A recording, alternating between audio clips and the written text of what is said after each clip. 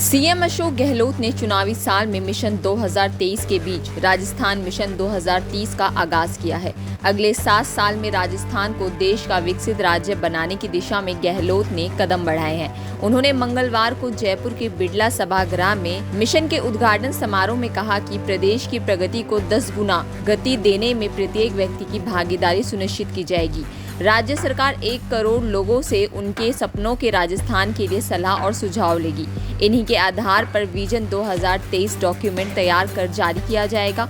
इस दौरान जिला स्तरीय समारोह भगवान महावीर टाउन हॉल में आयोजित किया गया।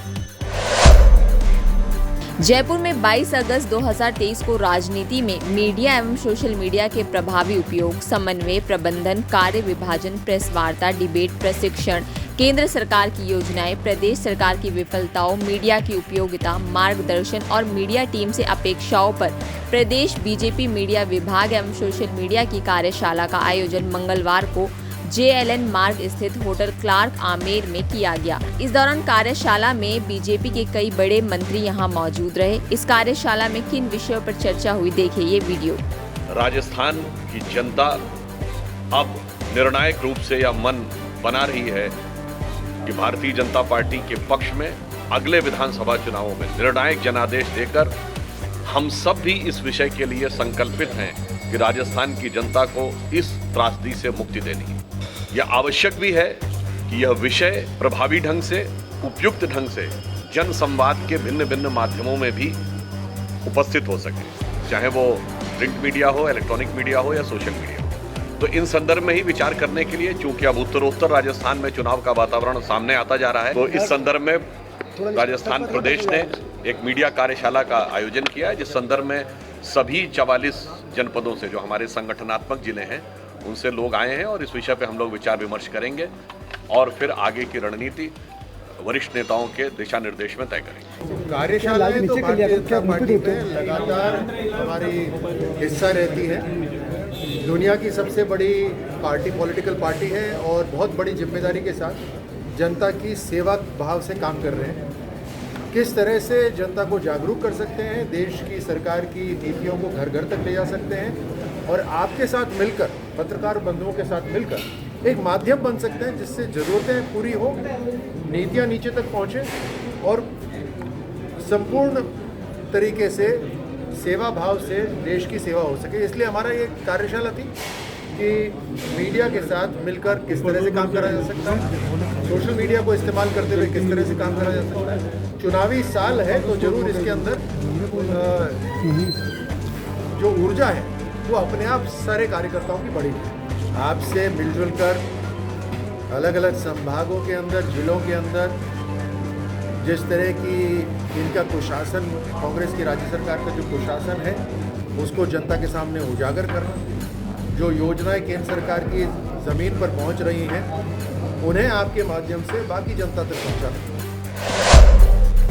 आज 22 अगस्त 2023 मंगलवार को pink city press club Jaipur में एक प्रेस वार्ता करौली जिले के आम नागरिकों के माध्यम से आयोजित की गई, जिसमें वर्तमान सरकार के पंचायती राज मंत्री श्रीमान रमेश मीणा विधायक सपोट्रा के द्वारा की जा रही तानाशाही और भ्रष्टाचार के बारे में मीडिया को उजागर किया गया। उनका कहना है कि मंत्री महोदय ने अपने क्षेत्र सपोट्रा में कई सरपंचों के विरुद्ध जांच केवल इसलिए करवाई क्योंकि यह लोग मंत्री जी को कमीशन नहीं पहुंचा रहे हैं और आने वाले विधानसभा चुनाव में मंत्री जी का अंदेशा है कि यह लोग मंत्री के विरुद्ध जा सकते हैं। मंत्री जी उनके कार्यकर्ताओं के द्वारा क्षेत्र में भय का माहौल पैदा किया जा रहा है और क्या कुछ कहा इन लोगों ने, देखे ये वीडियो। मेरा नाम शिवचरण जाटव, मैं ग्राम पंचायत मंडराल से सरपंच हूँ। मेरा मामला ये है कि ग्राम पंचायत मंडराल के लिए जो कार्यालय सेंक्शन हुए हैं, जो ग्राम पंचायत मंडराल में ना होकर के, और मंत्री साहब ने अपने नए गांव के अंदर निर्माण कार्य करवाया था, इस चीज़ का मैंने मांग मंडराल ग्राम पंचायत में मांग करने के ऊपर वो मुझसे नाराज़ हो गए और मेरे ऊपर कई मुकदमे लगवाए गए, मेरा ट्रैप करवाया गया, मुझे बर्खास्त कर दिया गया पद से बर्खास्त के लिए हाई कोर्ट में ने माननीय उच्च न्यायालय ने स्टे दे दिया। स्टे के बाद में भी उन्होंने दोबारा से फिर कहा कि आप फिर सस्पेंड माने जाओगे। मतलब मेरे ऊपर क्या है, जबकि सस्पेंस का ऑर्डर बर्खास्त ऑर्डर में मर्ज हो जाता है, फिर दोबारा से सस्पेंड कर रहे हैं।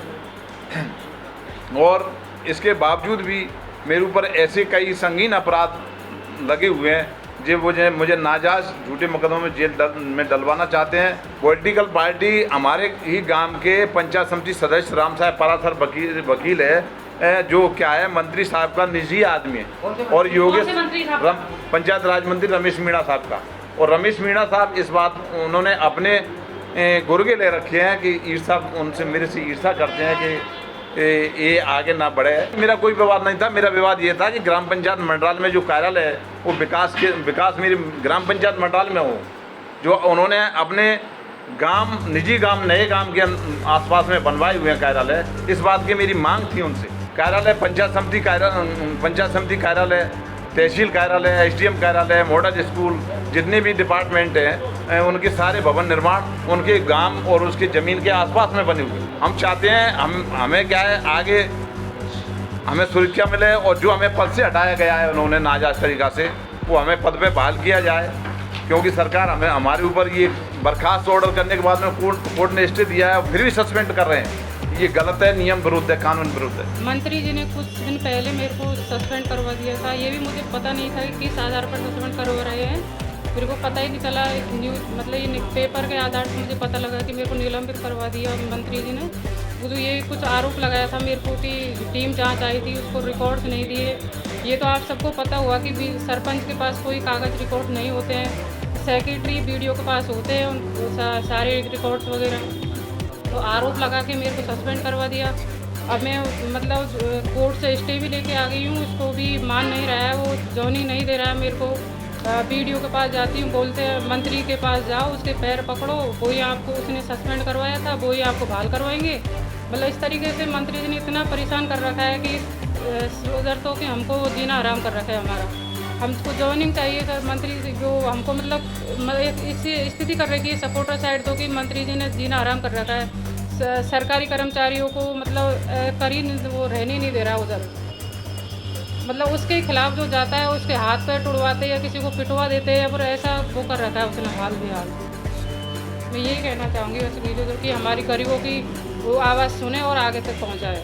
हमारी बच्ची किले में ख़त्म हुई थी, उसको 5 लाख रुपया और एक नौकरी को बोले थे सरकार की तरफ से, वो हमको नहीं मिला है। और हमारा एक चचिया ससुर का लड़का है, उसको ही झूठा फंसा जा रहा है बच्ची की हत्या में। इतना कहना चाहती हूँ, मेरे को बाबा न्याय दे, कैसे भी न्याय दिलाएं। मनीषा रानी आज लाखों दिलों की धड़कन बन चुकी है। बिग बॉस OTT 2 में उनकी जर्नी कई लोगों को पसंद आई। एक आउटसाइडर होकर मनीषा ने यह मुकाम हासिल किया। वहीं मनीषा के पांव यहीं तक नहीं रुकने वाले हैं। उन्हें एक बड़ा प्रोजेक्ट ऑफर हुआ है, जिसके बाद उनके फैंस में खुशी की लहर दौड़ पड़ी है। पाकिस्तान मूल की कमर मोहसिन शेख, जिन्हें नरेंद्र मोदी की राखी बहन भी कहा जाता है, इस रक्षाबंधन के मौके पर प्रधानमंत्री को राखी बांधने के लिए नई दिल्ली आएंगी। मोहसिन शेख पिछले 30 साल से हर साल पीएम मोदी को राखी भेज रही हैं। इस बार उन्होंने खुद राखी बनाई है, लेकिन इस बार वे व्यक्तिगत रूप से उनसे मिलने दिल्ली आएंगी। इसी तरह की तमाम जानकारी के लिए आप बने रहिए द फ्रीडम न्यूज़ के साथ।